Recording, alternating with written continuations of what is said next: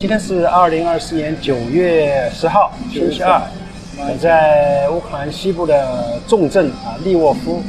今天很高兴跟这位叫 Taras 的朋友才吃饭。他是利沃夫土生土长的乌克兰人 Taras. Great to see you today. Thank you. And thank you for agreeing to be speaking on camera. Would you mind to have a brief self-introduction first? Well, I'm Ukrainian, born in Lviv, Ukraine. This is a very much western city of Ukraine, located just next to the Polish border. I am 52 years old, general manager of a logistic company, providing outsourcing services to various of transportation companies, and this is an intellectual service to other companies. That's what I do for a living. And my personnel is doing very qualified job for those companies, making decisions and deciding on everything. I mean, it's great to see the business is still going on, even though the war is raging in the east part of Ukraine, isn't it? And it's important to, I guess, to keep people employed, to keep the economy going. Exactly, you're absolutely right. The war cannot last without money. And we're not as rich as Russia for natural resources to sell them, so we have to sell our brains, our services, and we must earn money. And there's also retired people, teachers, doctors, everything must be supported. I just came to Lviv yesterday and I was mightily impressed. Life is usual. But of course, life is not as usual. There's a war going on, and I see there are very few men walking on the street. Most people we see on the street, they are women, children, old people, and all. So life is not usual. But I think people seem to be making the best of what they can. We reached that stage of the war where we finally realized that life must go on. And yes, you're absolutely right. It seems to be strange when you see people vacationing, when you see people relaxing at the weekends, but if you live with only one thing, war, you will eventually exhaust. It is not the same life as it used to be before the war. If you were to see my city 4 years ago, you would be amazed of the amount of foreigners walking at the streets, different kind of languages. This is very popular. There used to be a very popular tourist city. It is not the same anymore, but still I'm happy to acknowledge the fact that the life is going on. Yet, a couple of days ago, there was a bomb, or maybe more than one bomb actually.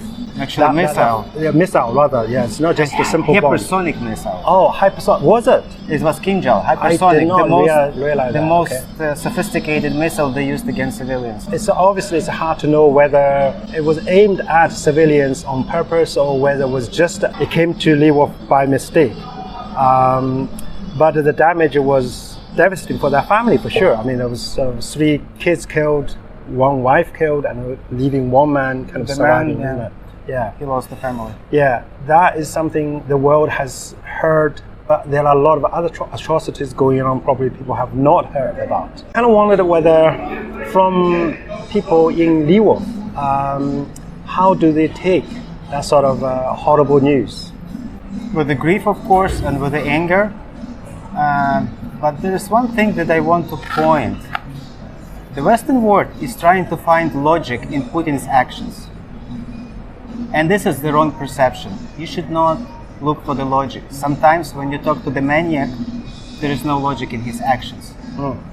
He just wants to be superior, and he will use whatever it is in his power to be superior, regardless of the means and regardless of the consequences. It is very important to understand that we're dealing with the maniacs, that their only goal is to destroy, not to build. When you look at the Russians and when you look what they did to other countries which they captured, like Abkhazia, for example, it used to be a beautiful country. Now it is devastated. Once again, I would like to point, there is no logic in his actions because his only goal is to destroy. Whether civilian, whether family, whether infrastructure, no logic. He just wants to destroy us to be superior. That's it. He will not succeed for sure. But how would you see the possible scenarios going forward till the end of the war? What sort of path can you envisage? Realistically, I don't think it will end soon. It will slow down. Okay. Probably somewhere end of this year, maybe mid of the next year, because of the exhausting of the resources, finances. It will move towards the war of smaller intensity. Okay. Lower intensity. The one that we have in other parts of the world that we could see, like Northern and Southern Korea. They haven't signed any peace agreements. Sure. When you look at the Southern Korea, you see how beautiful and prospering country it is. So I see this happening, and the only reason of that will be Russia exhausting their finances and human resources. Of course, they have more human resources than we do, but it might happen that they will be missing some finances. And again, trading with Russia helps them to finance the war. So, am I right to understand that we are suggesting a possibility? It may not be what you wish for, but possibly we're going forward in some sort of truce petition similar to North Korea and South Korea. This is the worst case scenario for partitions. Even if we manage for some reason to gain our lands back, it doesn't necessarily mean the end of the war. There is no difference where the missiles flies from, whether from territory of Ukraine or from territory of Russia. It will target any part of Ukraine. We are vulnerable in this situation. When we even gain our lands back, we will have to keep armed forces at the border, and there's always possibility of another escalation and another round of this war. So this is not about the land. This is about the change in their objective. They have to decide that they will not want to destroy Ukraine. How do you see the Russian people? Like, I guess not every Russian supports the war. I presume you must have some Russian friends in the past, or maybe still have some Russian friends. How do you see a Russian population as a whole, like the different factions? I know people like Navalny, who obviously unfortunately been murdered by Putin. Presumably, had he been in power, he wouldn't be doing similar things that Putin has done. Russia has been infected very seriously with their imperial myth. They believe they're empire and they are third Rome, and they must be superior to other nations and other countries. And when you look at Russia, you will see that they consist of more than 100 different nations, but for some reason only Russian language is spoken in the schools. And this is a perfect example of their infection with this imperial I can't find the word. This ambition. Yes. Exactly, which is totally has no grounds. Unfortunately, through the propaganda, Russians do believe that they are better, do believe that they have more rights than other people to live, and do believe that they can come to any other land and just take whatever is there. That's how I see them. I see them as people who believe that they are better than others. Meanwhile, they even haven't reached the level of the others because they don't work as much as other people do. When you really look how Russians live deep in the country, when you go to the internet and see the footage from those lands, from those cities, towns, you'll be surprised that they go into the washroom outside. Russian soldiers used to steal toilets from our houses and send them back to their country. They don't understand. They still believe that in Tsar or in the king, even though they have a president that is being elected, they really refer to him as a king. They can kneel asking him to do something. We don't kneel in Ukraine. When we want something to be changed, we go and make revolution and change the government. They kneel asking Putin, help us. They don't understand. They haven't became a democratic nation. They are still are people of a king. And they act as the people of a king. They still have that sort of mindset. Yes, exactly. Their mindset has remained in 18th century. Most of the people. I'm talking about I'm not talking about St. Petersburg and Moscow. Save these two cities. I'm talking about the rest, vast majority of people. 140 million Okay. of population. Unfortunately, that does seem to be the case even in China. I have to admit, I'm from China, but Toby was saying how maybe 70% of people actually support Russia. I think it is these people who's got a similar mentality like the Russians, like you're describing, unfortunately. But I think we can be hopeful that there's still 30% in China who actually supports Ukraine. Lots of my friends who support Ukraine.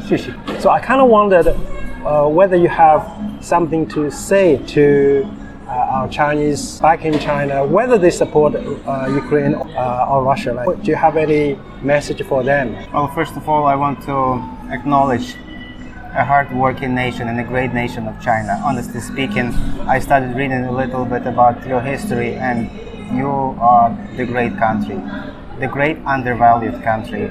But your power and your value is rising now. With this war, we finally and the Western world noticed how big and how great and how powerful you are. This is my acknowledgement. But what I would like to say is for Chinese not to fall in Russian propaganda. Open your mind, go to the internet, don't go to the Russian channels, go to the independent channels. Use VPN if you need to, and please see the information that it is not being made for propaganda, but reflects the real story of Ukraine and the real story of Russia and the real story of this war.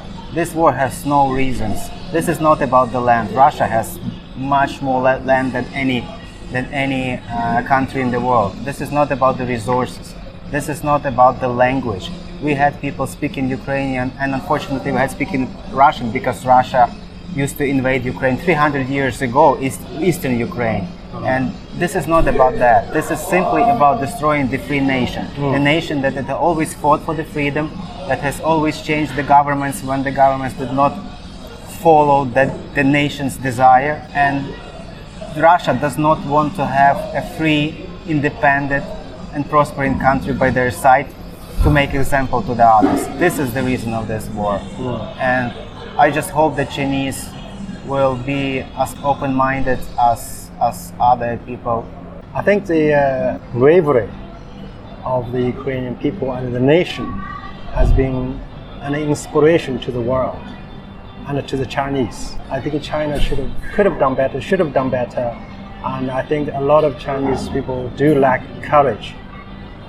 They don't have as much courage as the Ukrainians do. You do. First step is the most difficult. When I Yes. came to the first revolution in 2004, I was driving my car, having already a little son back in home, and I didn't know where I'm going. But I was participating in 4 and then 10 years.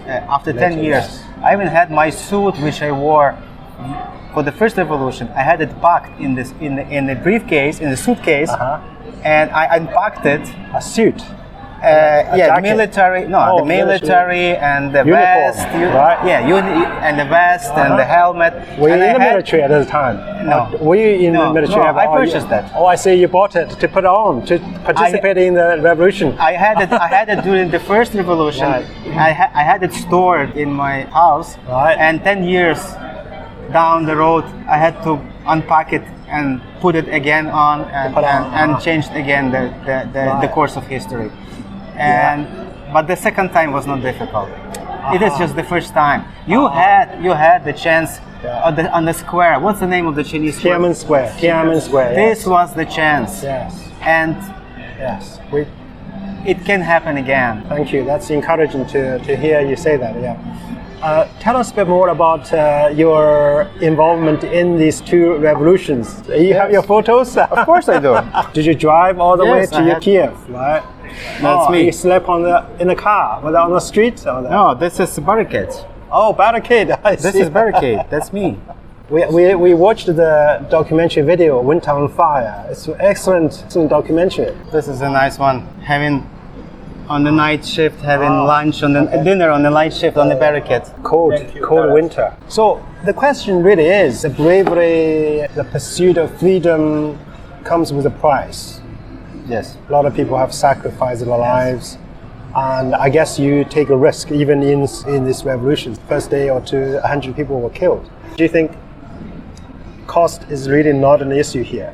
What would you say to people who say, it's just costing too much? It's just too much sacrifice. I think it's up to everybody's personal judgment. For somebody, the country, the home is the most important thing. For somebody, there are people who believe that the family and survival of the kids and providing to the kids, bringing them up to the proper age is more important. And some people fled the country. You can't judge those people. This is also the value. This is also the value that must be cherished when you have children and you want to provide them proper life and you take them somewhere abroad and you go with them. You can't judge those people. So it's all up to personal judgment and personal values. I stayed here, but as you see, I'm not at the war front line. I believe that I will be more productive doing business, making money, paying taxes, donating. If I will be mobilized, I will go there and I will try to be somewhere where my skills, management skills, are used properly, not wasted. And do you think a majority of people in Ukraine, they want to keep fighting on despite the sacrifices? It is divided. There are a lot of people who want to continue fighting. Many of them are not fighting. No. Somebody is fighting for them. And then at this point you have to decide whether you will replace these people or will you do everything possible to help them. You will donate every single available dollar. You will use any available hour to do something for that. That is also something that is needed. You have to understand, we are not a big nation. There's only like 35 million people in the best case scenario living right now in Ukraine. And we are fighting against 140 million nation. It is everything, every single person counts. Not everyone is the fighter to be there. But desire to fight, it's not the fight. I would say desire to resist would be the proper word. Not everybody can fight. But definitely everyone wants to resist. One issue is to do with the government corruption. And I can't remember whether it was Zelensky or somebody else commented that Ukraine is fighting two wars. One war against Russia and the other war against the corruption. And do you think that's getting better? Is Ukraine winning on the war against corruption? We're in a very hard fight right now, in the middle of a very hard fight. First of all, you have to understand that corruption, it's another